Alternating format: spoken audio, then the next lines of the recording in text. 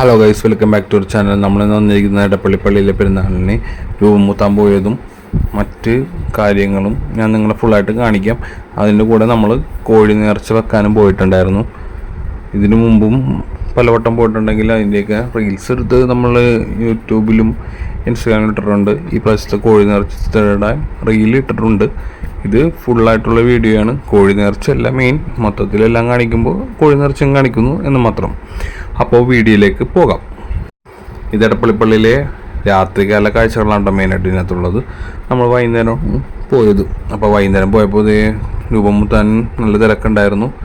അങ്ങനെ നമ്മൾ രൂപം മുത്താനായിട്ട് നടന്നു. അങ്ങനെ നമ്മൾ രൂപം മുത്തി. ഇപ്പോഴും എടപ്പള്ളിപ്പള്ളിയിൽ ഗീവറീസ് ഉണ്ണാനുള്ള രൂപം ഇരിക്കുന്നത് പഴയ പള്ളിയിൽ തന്നെയാണ്. അങ്ങനെ പഴയ രൂപം മുത്തിയിട്ട് പഴയ പള്ളി ഉള്ളിക്കറി പഴയ പള്ളിയിലെ കാഴ്ചകളാണ് ഈ കാണുന്നത്.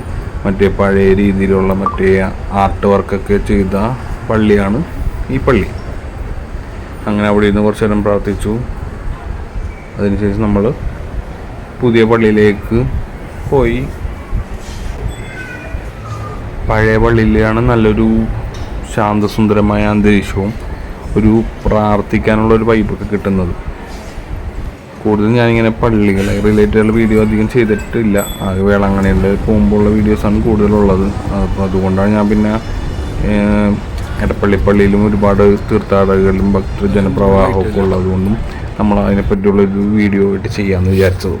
അപ്പോൾ അങ്ങനെ നമ്മൾ പള്ളിപ്പെരുന്നാൾ സമയത്ത് ഈ പറഞ്ഞ പോലെ എടപ്പള്ളിയിലേക്ക് ഈ ഒരു സിംഹനെ കാണാനായിട്ട് പോയപ്പോഴത്തേക്കും ഉള്ളതാണിത്. ഇത് പുതിയ പള്ളി, എടപ്പള്ളിയിലെ പുതിയ പള്ളി നല്ല അത്യാവശ്യം വർണ്ണശബലമായിട്ടുള്ള ലൈറ്റൊക്കെ വെച്ചിട്ട് അലങ്കരിച്ചിട്ടുണ്ട്.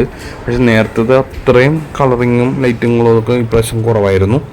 ഇതാണ് അകത്തളത്തിൽ നല്ല ഇതാണ്. അത്യാവശ്യം ഒരുപാട് ആൾക്കാർക്കൊക്കെ ഇരിക്കാൻ പറ്റും. അത്യാവശ്യം ഒരു വലിയൊരു പള്ളിയാണിത്. ഇപ്പം ഇത്രയും വലിയ പള്ളികൾക്കൊന്നും ഇങ്ങനെ അതിരൂപതമാരും അതേപോലെ റോമിൽ നിന്നും അനുമതി കൊടുക്കുന്നില്ല എന്നൊക്കെയാണ് അറിയാൻ കഴിഞ്ഞത്. അത് അതിനു മുമ്പ് അനുമതി കിട്ടിയതാണ്. അങ്ങനെ അവിടെ നിന്നും ഇറങ്ങി.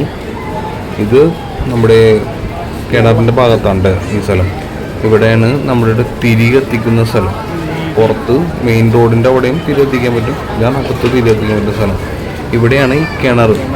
ഈ കിണർ പറ്റാത്ത കിണറെന്നൊക്കെയാണ് പറയുന്നത്. കിണറ്റിരുന്ന് ആൾക്കാർ മുടി വളർച്ച ഉണ്ടാവാനൊക്കെ ആയിട്ട് കുളിക്കാറുണ്ട്. രോഗശമനം ആയിട്ടും കുളിക്കാറൊക്കെ ഉണ്ട്. അങ്ങനെ ഞാൻ ആ ചെറിയ കാഴ്ചകളൊക്കെ നിങ്ങളൊന്ന് കാണിക്കാനായിട്ടാണ് അങ്ങോട്ടൊക്കെ പോയത്. അതിനുശേഷം ഞാൻ അവിടെ നിന്ന് ഇറങ്ങി ഇവിടെ കോഴി വെക്കുന്ന സ്ഥലത്തേക്ക് പോകാനാണ്. ഇവിടെയാണ് മറ്റേ പള്ളിയുടെ കോമ്പൗണ്ടിൽ ഈ പറഞ്ഞ പോലെ കച്ചവട സ്ഥാപനങ്ങളുള്ള പോലെ. അതിനുശേഷം ബാക്കി വരുന്നതൊക്കെ ഈ നമ്മുടെ MAG ഹോസ്പിറ്റലിലേക്ക് പോകുന്ന വഴിയിലാണ് ഇത്. ആ പോലീസ് സ്റ്റേഷൻ്റെയൊക്കെ ആ റോഡ് അറ്റം വരെ നമുക്ക് ഈ പറഞ്ഞ പോലെ കച്ചവടക്കാരെ കാണാൻ പറ്റും. ഞാൻ പോയത് ഇട ദിവസം ആയതുകൊണ്ടും 8-ാം ഇടം കഴിഞ്ഞതിന് ശേഷമായതുകൊണ്ടാണ് ആ വഴി അത്ര തിരക്ക് കുറവ്. നേരെ ഞാൻ കോഴി വെക്കുന്ന സ്ഥലത്തെത്തി. കോഴി വെക്കുന്നത് സെൻറ്റ് ജോർജ് ഹൈസ്കൂളിൻ്റെ ഗ്രൗണ്ടിലാണ്. ഇതാണ് എൻട്രൻസ് ഗേറ്റ്. ഇവിടെ നിന്ന് നോക്കുമ്പോൾ തന്നെ കാണാൻ നല്ല പുക, ഫുൾ പുകമയം, നല്ല പുകയാണ്. ഒരുപാട് ആൾക്കാർ കോഴി വെക്കാനായിട്ട് വരുന്നുണ്ട്. 8-ാം ഇടം കഴിഞ്ഞിട്ട് ഒരു 15 ദിവസം കൂടി മാക്സിമം കിട്ടാറുള്ളതെന്നാണ് അറിയാൻ കഴിഞ്ഞത്. അപ്പോൾ എപ്പോഴും അടുത്ത പ്രാവശ്യവും കോഴി വെക്കാനൊക്കെ വരുന്നവർ ആ ദിവസങ്ങളൊക്കെ ഒന്ന് നോട്ട് ചെയ്ത് വെച്ചേക്കുക. ഒരുപാട് ആൾക്കാർ പല സ്ഥലത്തു നിന്നും ഇതേപോലെ കൂട്ടമായിട്ടും ചെറിയ സംഘമായിട്ടൊക്കെയും കോഴി വെക്കാനായിട്ട് വരാറുണ്ട്. കോഴി വെക്കുന്നതിനെ പറ്റിയുള്ള ഇത് ഇവിടെ അനൗൺസ്മെൻറ്റിൽ പറയുന്നതും കേൾക്കാം. ഇതേപോലെ പാമ്പ് അങ്ങനത്തെ മറ്റ് ജന്തുക്കളിൽ നിന്നുള്ള മോചനവും നേർച്ചയായിട്ടുമാണ് ഈ കോഴി നേർച്ച ഇവിടെ ആൾക്കാർ വെക്കുന്നത്. നമ്മളും കുറേ അധികം പ്രാവശ്യം പോയിട്ട് ഇവിടെ കോഴി നേർച്ച വെച്ചിട്ടുണ്ട്. ഇവിടെ വെക്കുമ്പോൾ വീട്ടിൽ വെക്കണേക്കാളും കുറച്ചും കൂടി ടേസ്റ്റൊക്കെ കിട്ടും. പിന്നെ നമ്മൾ ഇതേപോലെ ആൾക്കാരൊക്കെ ആയിട്ട് സംസാരിച്ചും ഒരു എൻ്റർടൈൻമെൻറ്റ് സെറ്റപ്പിലൊക്കെ ചെയ്യുമ്പോൾ ഇതിനൊരു വൈബും കിട്ടും.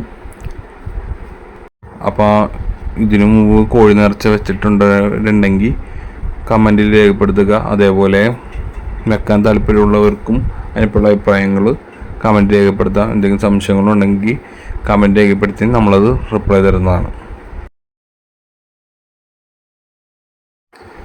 അപ്പോൾ അങ്ങനെ നമ്മളവിടെ കോഴിക്കറിയൊക്കെ ഉണ്ടാക്കി കഴിച്ചു.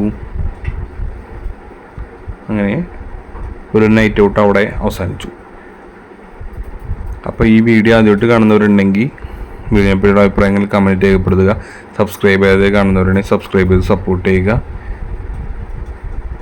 പിന്നെ നിങ്ങളുടെ അഭിപ്രായങ്ങൾ കമൻറ്റ് രേഖപ്പെടുത്തിയാൽ കൂടുതൽ ആൾക്കാർക്ക് അത് ഉപകാരപ്രദമാകും. അതേപോലെ ലൈക്ക് ചെയ്യുക, ഷെയർ ചെയ്ത് മറ്റുള്ളവർക്കൊക്കെ എത്തിക്കുക. നിങ്ങൾക്ക് ഉപകാരപ്പെട്ടെന്ന് തോന്നുകയാണെങ്കിൽ ഷെയർ ചെയ്ത് മറ്റുള്ളവർക്ക് എത്തിക്കുക. അപ്പോൾ അടുത്ത വീഡിയോ കാണുന്നവരെ ബൈ ബൈ.